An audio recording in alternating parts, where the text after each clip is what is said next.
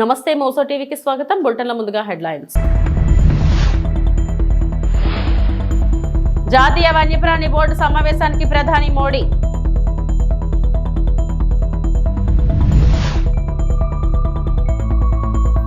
త్వరలో mega DSC ద్వారా 16,347 teacher పోస్టుల భర్తీ. మంత్రి నారా లోకేష్.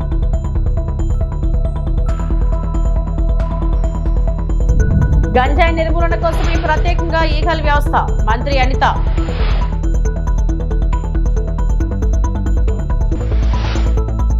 గుజరాత్లోని గిర్ వన్యప్రాణుల అభయారణ్యం ప్రధాన కార్యాలయమైన సస్సన్ గిర్లో జరిగిన జాతీయ వన్యప్రాణుల బోర్డు 7వ సమావేశానికి ప్రధానమంత్రి నరేంద్ర మోడీ హాజరయ్యారు.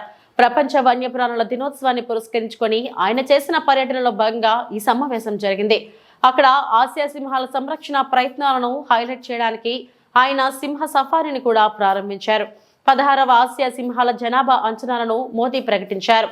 మరియు జూనాగఢ్ లో జాతీయ referral centre for wild life కు పునాది వేశారు.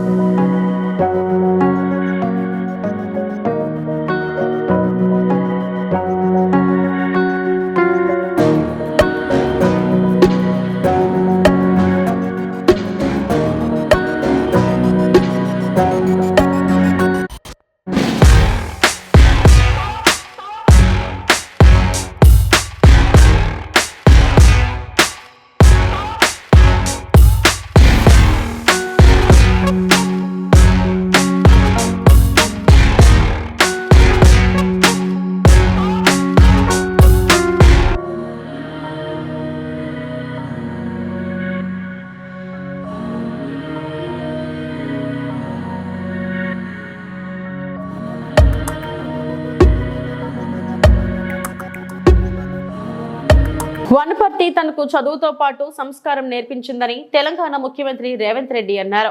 వనపర్తి విద్యార్థిగా తెలంగాణకు వన్నె తెచ్చాడనే కీర్తి తీసుకొస్తానని హామీ ఇచ్చారు. స్థానిక పాలిటెక్నిక్ కళాశాల ఆవరణలో ఏర్పాటు చేసిన ప్రజాపాలన ప్రగతి బాట బహిరంగ సభలో సీఎం ప్రసంగించారు. ఈ రోజు ఈ వనపర్తి నగరం నుంచి తెలంగాణ రాష్ట్రానికి ముఖ్యమంత్రిగా బాధ్యత తీసుకొని ఇక్కడికి వచ్చినా అంటే ఈ వనపర్తి నుంచి సర్వం నేను నేర్చుకున్నా.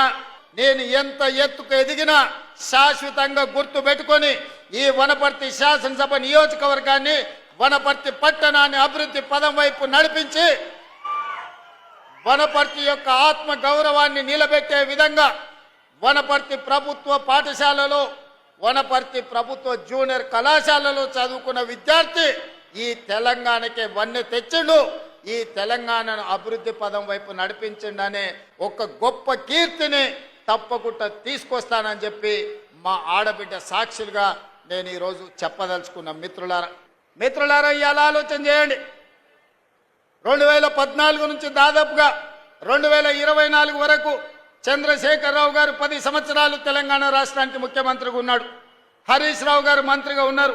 తారక రామారావు గారు మంత్రిగా ఉన్నారు. నరేంద్ర మోడీ గారు దేశంలో ప్రధానమంత్రిగా ఇవాళకి 12 సంవత్సరాలు అయ్యింది. బీఆర్ఎస్ బీజేపీలను కూడా గుండెల మీద చెయ్యి పెట్టుకొని ప్రశాంతంగా ఆలోచన చేసి మీ మనస్సాక్షిని అడగండి. తెలంగాణ రాష్ట్రంలో ప్రజాపాలన ఇందిరమ్మ ప్రభుత్వం ఏర్పడ్డ తర్వాత 25,50,000 మంది రైతులకు 21,000 కోట్ల రూపాయలు మొదటి సంవత్సరంలోనే రుణమాఫీ జరిగిందా లేదా? మీ గుండెని అడగండి, మీ మనసును అడగండి.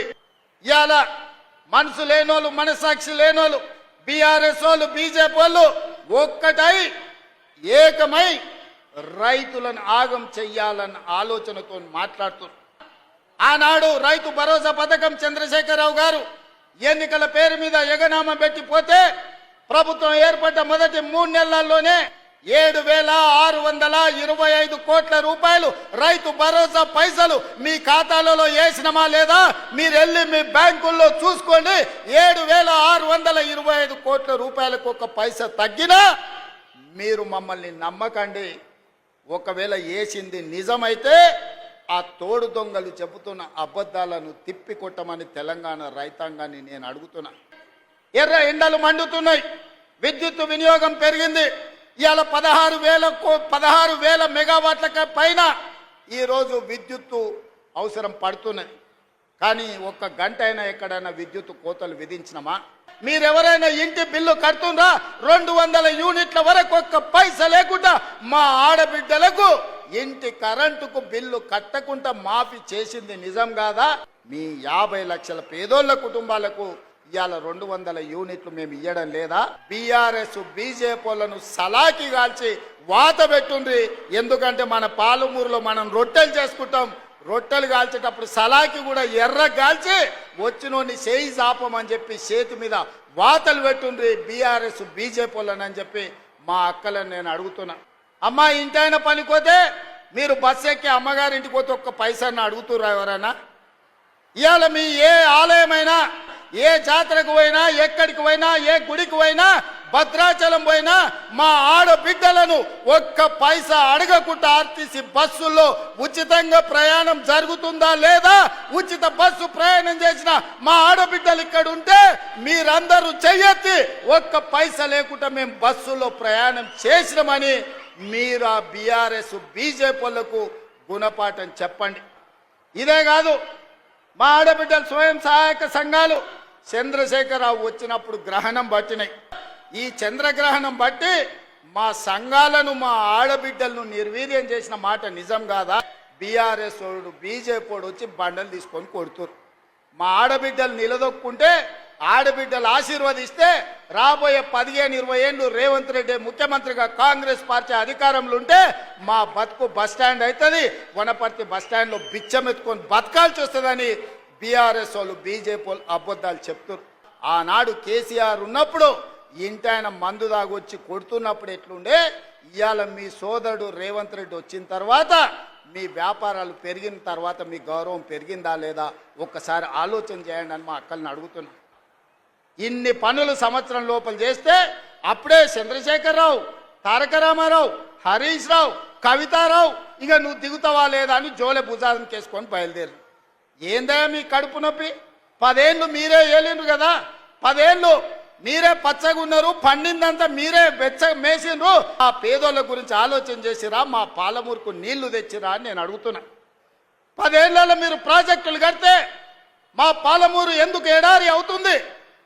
మా ఆడబిడ్డలు వలసలు ఎందుకు పోతారు? 10 ఏళ్ళు 2 లక్షల కోట్లు సాగునీటి ప్రాజెక్టుల మీద ఖర్చు పెట్టిన నువ్వు మా పాలమూరు ఎందుకు పూర్తి చేయలేదు? మా కల్వకుర్తిని ఎందుకు పడావు పెట్టినవు?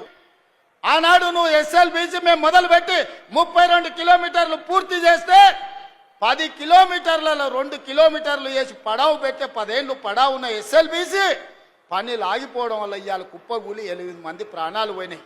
ఈ పాపం నీది కాదా చంద్రశేఖరరావు? ఈ పాపాల భైరవుడివి. జనసేన ఆవిర్భావ సభ వేదిక నిర్మాణానికి భూమి పూజ. పార్టీ ప్రజాప్రతినిధులు నాయకులతో కలిసి భూమి పూజ చేసిన పార్టీ పీఎస్సీ చైర్మన్, రాష్ట్ర పౌర సరఫరాల శాఖ మంత్రి నాదెండ్ల మనోహర్. పిఠాపురం నియోజకవర్గం చిత్రాడ వేదికగా ఈ నెల 14వ తేదీన నిర్వహించనున్న జనసేన పార్టీ ఆవిర్భావ సభకు సన్నాహాలు మొదలయ్యాయి. సభా ప్రాంగణం వద్ద వేదిక నిర్మాణం పనులను పార్టీ రాజకీయ వ్యవహారాల కమిటీ చైర్మన్, రాష్ట్ర పౌర సరఫరాల శాఖ మంత్రి నాదెండ్ల మనోహర్ భూమి పూజ చేసి ప్రారంభించారు. పార్టీ శాసన సభ్యులు, పార్లమెంట్ సభ్యుడు, ఎమ్మెల్సీ, రాష్ట్ర కార్యవర్గం ఆవిర్భావ సభ నిర్వహణ కమిటీ సభ్యులతో కలిసి పనులకు శ్రీకారం చుట్టారు. వేద పండితుల మంత్రోచ్చరణల మధ్య భూమి పూజ కార్యక్రమం శాస్త్రోక్తంగా నిర్వహించారు. కార్యక్రమాల నిర్వహణ విభాగానికి పలు సూచనలు చేశారు. ఏర్పాట్లపై ఎప్పటికప్పుడు సమీక్షించుకుంటూ ముందుకు వెళ్లాలని తెలిపారు. లక్షలాదిగా తరలివచ్చిన పార్టీ శ్రేణులకు ఎటువంటి అసౌకర్యం కలగకుండా పగడ్బందీగా ఏర్పాట్లు చేయాలని తెలిపారు.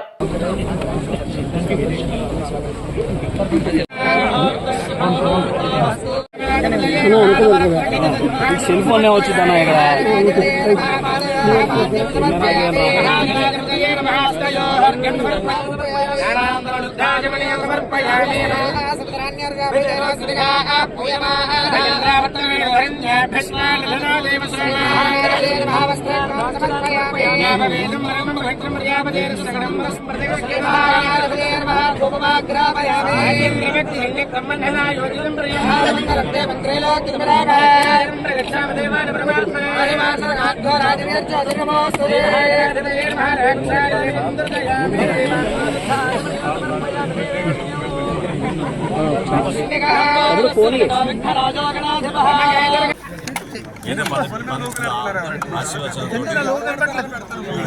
చిత్రాడ దగ్గర శ్రీకాకుళం నియోజకవర్గంలో జరగబోయే జనసేన పార్టీ ఆవిర్భావ దినోత్సవం కార్యక్రమానికి ఈరోజు పనులు శ్రీకారం చేశాం. చాలా అద్భుతంగా ప్రజలందరూ కూడా మనస్ఫూర్తిగా ఆశీర్వదించారు.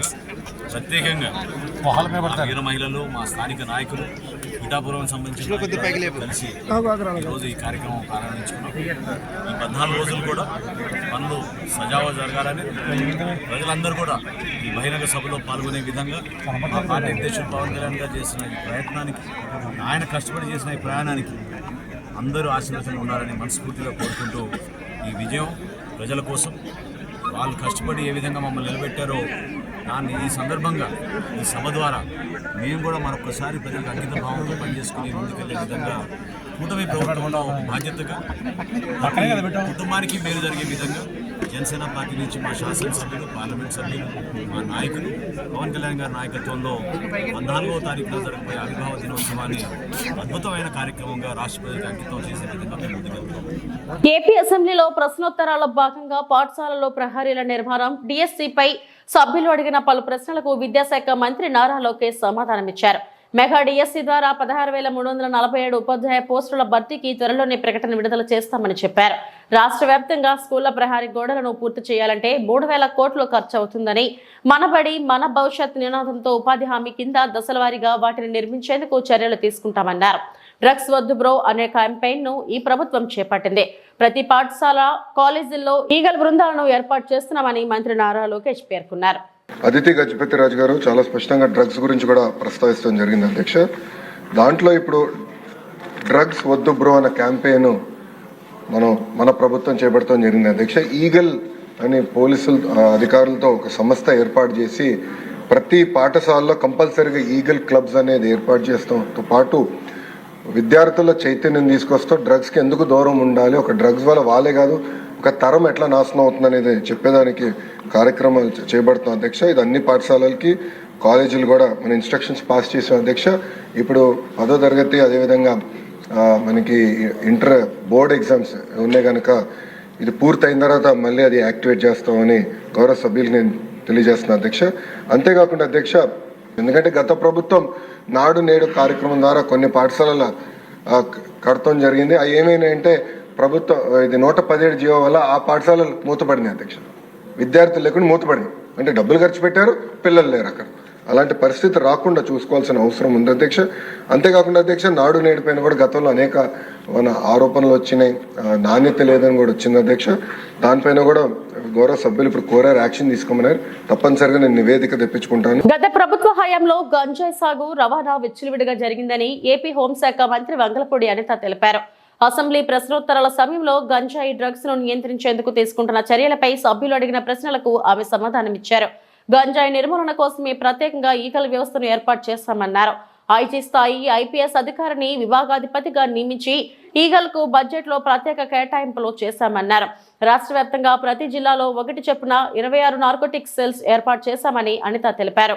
ఫస్ట్ ఆఫ్ ఆల్ గౌరవ ముఖ్యమంత్రి గారు డిపార్ట్మెంట్ వాళ్ళందరితోని కూడా కూర్చొని ఈ గాంజా ఎక్కువగా ఉండటం వల్ల లాస్ట్ గవర్నమెంట్లో ఈ గాంజా డ్రగ్స్ వినియోగం కానీ రవాణా కానీ విపరీతంగా అయిపోవటం, ఎక్కడైనా గాంజా దొరికినా డ్రగ్స్ దొరికినా దానికి సెంటర్ పాయింట్ ఆంధ్రప్రదేశ్ అవ్వడం లాస్ట్ గవర్నమెంట్లో మనం చూసాం.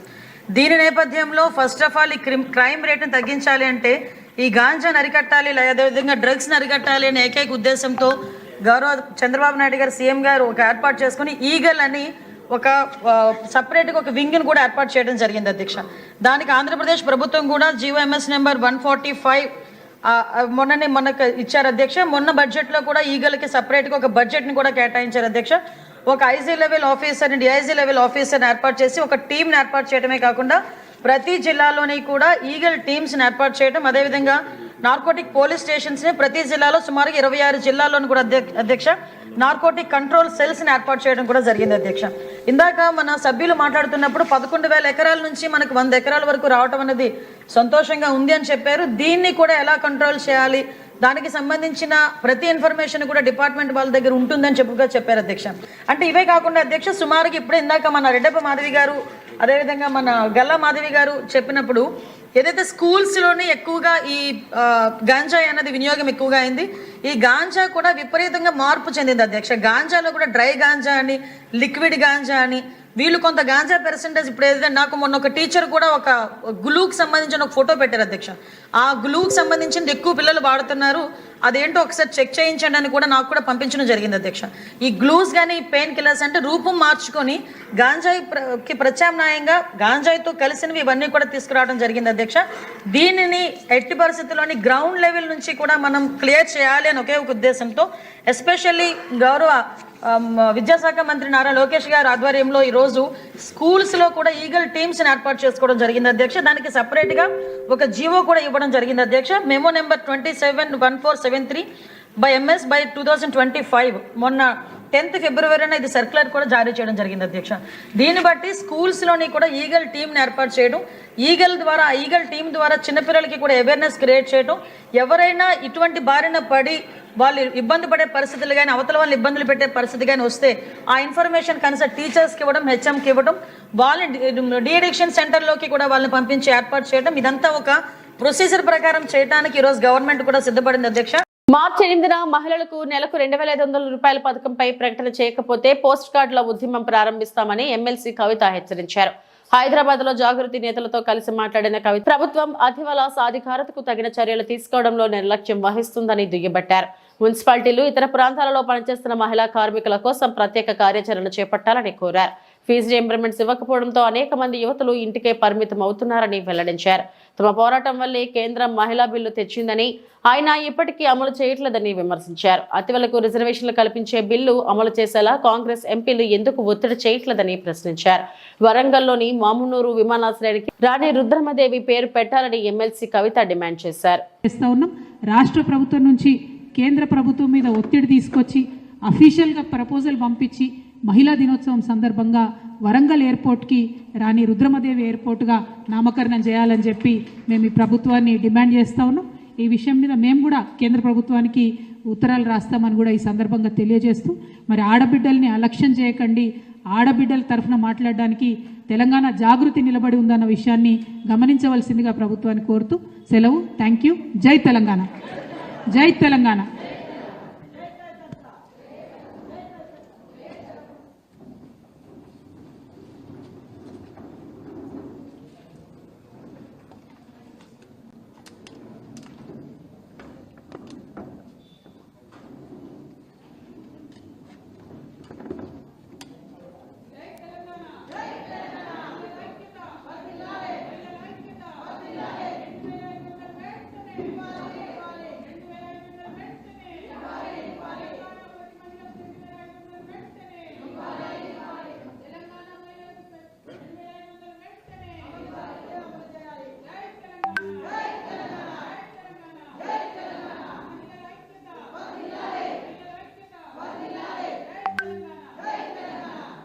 అనకాపల్లి జిల్లా రాష్ట్ర బడ్జెట్ లో ఉత్తరాంధ్రకి ప్రత్యేక ప్యాకేజ్ ఇచ్చిన రాష్ట్ర ముఖ్యమంత్రి వర్యులు నారా చంద్రబాబు నాయుడుకి, ఉప ముఖ్యమంత్రి పవన్ కళ్యాణ్ కి ప్రత్యేక ధన్యవాదాలు తెలియజేసిన అనకాపల్లి నియోజకవర్గ జనసేన పార్టీ ఇన్ఛార్జ్ భీమర్శెట్టి రామ్ కి రైతుల మీద ఉన్న మక్కువతో పోలవరం 7వ కాలువకి 1700 కోట్లు ఈ బడ్జెట్ లో కేటాయించడం ఎంతో ఆనందంగా ఉన్నదని కూటమి నాయకులు అన్నారు. అప్పటి మంత్రివర్యులు ప్రస్తుత శాసనసభ్యులు కొడతల రామకృష్ణ రైతులను దృష్టిలో పెట్టుకుని 2005లో సుజల స్రవంతికి శంకుస్థాపన చేశారన్నారు.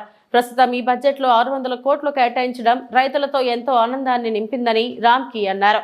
అలాగే ఉప ముఖ్యమంత్రి పంచాయతీరాజ్ ద్వారా 16,000 కోట్ల రూపాయలు కేటాయించడం ఎంతో ఆనందంగా ఉన్నదని అన్నారు. బడ్జెట్ లో ఉత్తరాంధ్రకి ఎంతో రైతులకు మేలు చేకూర్చే విధంగా బడ్జెట్ ఉందని తెలిపారు. ఈ కార్యక్రమంలో కూటమి నాయకులు పాల్గొన్నారు.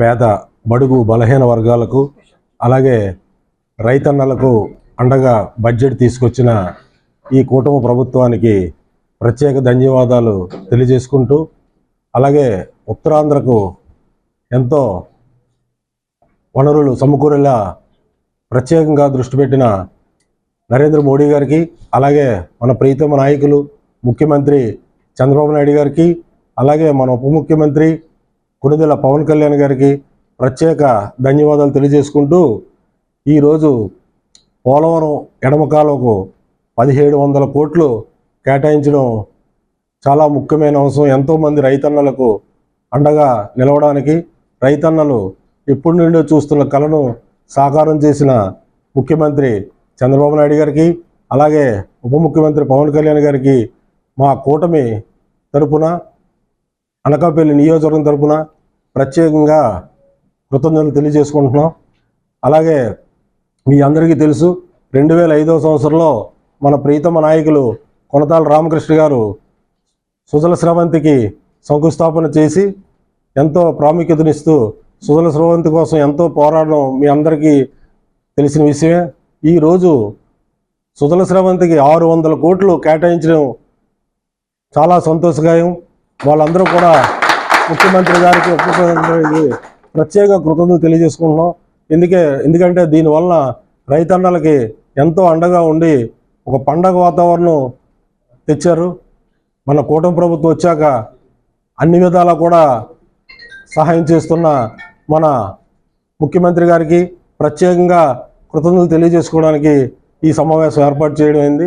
అలాగే పంచాయతీరాజ్ శాఖ నుండి సుమారు 16,000 కోట్ల రూపాయలు కేటాయించిన మన ఉప ముఖ్యమంత్రి పవన్ కళ్యాణ్ గారికి ఈ సందర్భంగా ప్రత్యేకంగా కృతజ్ఞతలు తెలియజేసుకుంటూ, చంద్రబాబు నాయుడు గారు, అలాగే పవన్ కళ్యాణ్ గారు, లోకేష్ గారు ముగ్గురు కూడా, త్రిమూర్తులు ముగ్గురు మన ఆంధ్ర రాష్ట్రానికి ఎంతో సేవ చేస్తూ ప్రత్యేకంగా ఉత్తరాంధ్ర మీద వాళ్ళు చూపిస్తున్న ప్రేమకి కృతజ్ఞతలు తెలియజేసుకుంటున్నాం.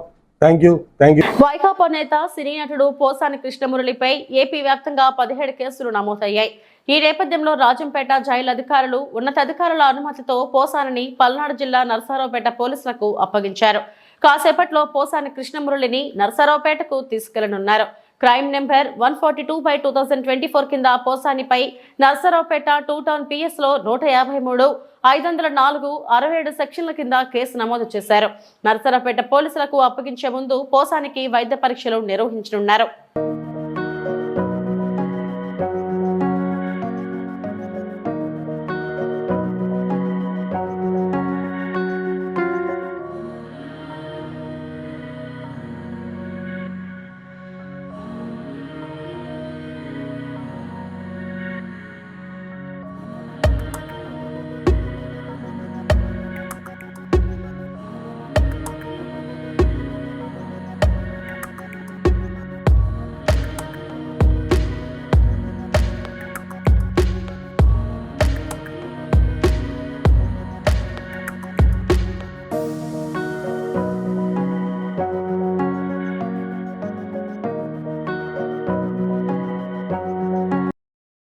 ఇవి ఇప్పటివరకు నా బులెటిన్ అప్డేట్స్. నమస్తే.